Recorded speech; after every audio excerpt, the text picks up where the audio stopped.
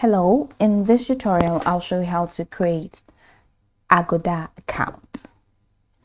Okay, so whether you're planning your next getaway or just exploring options, having an account on Agoda makes the process smoother. So how do you do that? Just open your preferred web browser. I'm currently using Chrome and type in agoda.com or www.agoda.com. Then hit the enter button. And you'll be greeted by Agoda's vibrant homepage, showcasing a plethora of travel deals and destinations just like this. So look towards the upper corner of the page, stuff like that. Here you'll see a silhouette icon or the word sign in. Just go ahead and click on it and a drop down menu will appear.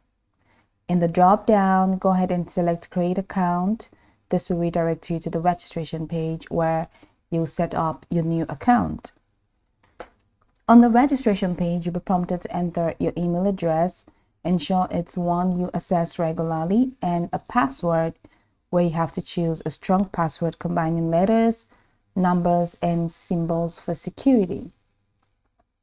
After filling in the details, just go ahead and click on create account button below. Now, I'd like you to know that Agoda also provides other signing methods like signing up with Google.